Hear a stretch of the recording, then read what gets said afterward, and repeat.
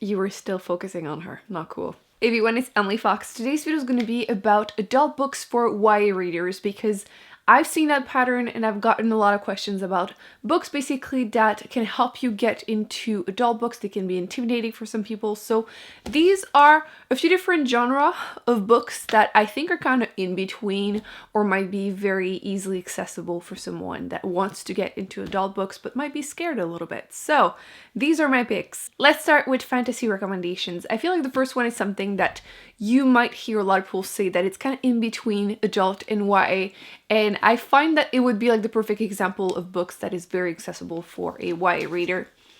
Mistborn by Brandon Sanderson. Quite frankly, most of his books, maybe except his biggest series that is not completed, the Way of King one, might be the only one that is very, very adult. But I feel like this one and even the standalone Elantris or Warbreaker, which is free on PDF on his website, I feel like they're all very easy to read, but this specifically definitely reads a lot like a YA fantasy with just, you know, a little bit more complexity. The magic system is incredible. It's basically based on the people that do have the magical power. They have to ingest metal to burn them and use in a very, very strict way their powers, and I thought that was really, really brilliant. I enjoyed the characters, I loved the world building, and I loved how, especially in the last book, every piece fall into place and you're just mind blown. So if you were looking for a new fantasy book, I would definitely recommend this series. It's amazing. The next one is a trilogy that is completed and that has been mentioned quite a bit on BookTube, but I need to mention it because I went into it thinking it was YA, which a lot of people still think, but it turns out it's an adult series, and it is Nevernight by Jay Kristoff. The author made it very clear that it definitely is an adult series, and this was really, really good. I really enjoyed it. This is basically an epic revenge story. Mia, her family, has been murdered and she seeks revenge. She goes to an assassin school to learn the skill, magic, you know, poison, just so she is able to murder the three men that killed her familia. I really enjoyed, once again, the characters. I love the school setting in the first book. It was awesome. The second one, there's like more of a gladiator style, which is going to be very popular too. And I want so much more from this world because the magic system and even the world building was really, really great. And I think this would be very accessible, once again, to YA readers because there's still a lot of focus on the characters, which I find that is the case in a lot of YA books that a lot of people enjoy. And again, the school setting, I find that might be make it even more accessible for you. So I definitely recommend this one too. Also wanted to mention this one because it's one of my favorites and I feel like more people would enjoy it if they tried it, so I need to rave about it. Red Sister by Mark Lawrence. This is the first book in the Ancestor trilogy, which, by the way, all of these, the trilogy is all out, so you would not have to wait for the next book, so you can binge read the whole thing, which I prefer doing, so there you go. This one is also a fantasy series, also has a great magic system. What I like about this one is that there is a mix of fantasy and sci-fi in the sense that there is a post-apocalyptic world. Basically, the planet is becoming colder and colder and the space that is habitable is getting smaller and smaller, which obviously creates wars. And you're following the main character and she goes to a school, which you can tell, magic school, definitely not a premise I enjoy. The school is actually run by nuns and they are badasses and they have, again, magical powers. They're very, very strong. Some of them are really, really tall and muscular. And I really enjoyed the relationship between all the characters, and you get to see them grow up quite a bit in this series too. And yes, absolutely adored it. Definitely needed to recommend it. And I also feel like this would be very accessible to YA readers. The last one in the fantasy section would have to be The Priory of the Orange Tree by Samantha Shannon. Another one that I thought was YA when I went into it, so there you go. This one is actually standalone, but it is like literally this big. I think there's like 900 plus pages. In this book, you have a queendom, you have dragons, epic war coming up, a lot of different characters that you follow and that you get attached to. There's a lot of richness in the world. Like, there's so much background to the point where that's why it almost felt like a trilogy instead of one book.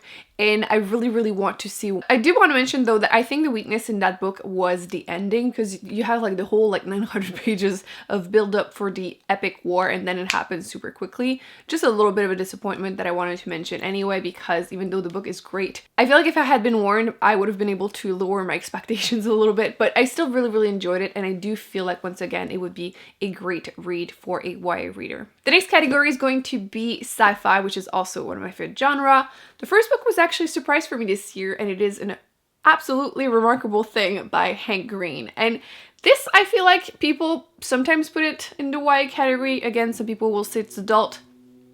Who knows? I think it's accessible to both. You're following a 23-year-old, so I guess that's kind of why it's a little bit in between.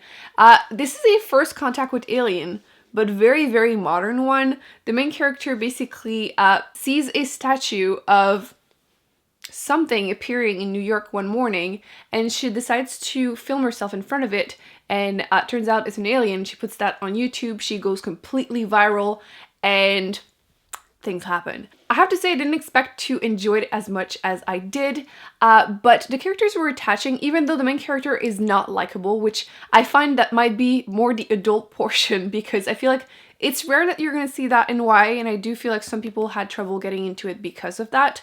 But that's kind of why, for me, it's in between both categories, and I would highly recommend this. It was a lot more fun than expected, and big surprise, but I really enjoyed it, and I think you would too. I don't have the book with me right now, but Villains by V E Schwab. I let someone borrow it. Will I see it again? Only the future will tell. This book I also felt like was kind of in between adult and YA. I feel like a lot of people would enjoy this book because you're following super villains instead of superheroes, but you know, powers. It's a very, very popular duology, although I think now there's going to be a third book, so maybe it's not a duology. Personally, the second book was by far my favorite, and I would read the first one again just to get to the second book. You're following two friends in university that figure out a way to develop superpowers, but instead of becoming superheroes, they become supervillain and are kind of fighting against each other.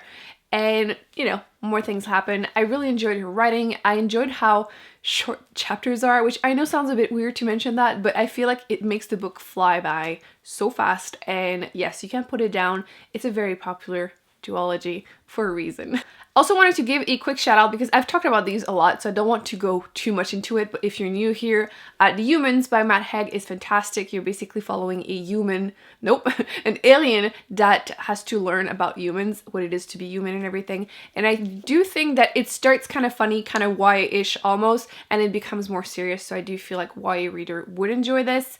And same thing with Pines, the Wayward Pine series by Blake Crouch, which I feel like even though it's an adult book, it really flies by and it feels a little bit almost like you're watching a movie, but you're reading it. So the writing is not super complicated, but you can't put it down. It's kind of a sci-fi thriller. I really enjoyed that series, and frankly, pretty much anything by Blake Crouch would be the same idea. It would be very, very quick, so you would not have time to be intimidated, basically. I wanted to include a little something that was more like thriller horror. The Long Walk by Stephen King. I've talked about this a lot too. It is my favorite book by him. Technically it was written under Richard Bachman, but you're following a teenager, so I feel like it's making things easier if you are a YA reader. With that said, things get dark very quickly. You're following the main character that decides to participate into the Long Walk, which is an event where 100 teenage boys have to walk, and the last man standing will get to wish whatever he wants. So you get to see a slow descent into madness, him struggling to keep walking, and then seeing the other people around him that can't keep up. I feel like it's definitely intense, but because you're following a younger character, I do feel like it would be a pretty easy read for a YA reader, again, if you are not against gore and more darker horror-ish reads. If you want something lighter but that will make you cry, I wanted to give a shout out to The 7 Husbands of Evelyn Hugo because it's so good, and I feel like a lot of people that enjoy reading YA contemporary or romance, I think you should give this one a shot because oh, is it worth it? In this one, you're following Evelyn Hugo. Think old Hollywood actress who for the first time in her life gives an interview telling basically her whole life story through her 7 husbands and who was her true love. And the feels. I don't cry often when I read books, but this one just really, really got to me, and I can't recommend this enough. If you want another sad adult book to get into, if you are a YA reader, I would mention The Storied Life of A.G. Fikry, which is a fairly short read. It's like 200 and something pages. Basically, an old grumpy man who owns a bookstore finds a young girl in his store one day, and he has to start taking care of her, and you can just imagine the feels. I'm not going to say more because it is so short, but think, you know, great community, books, feels.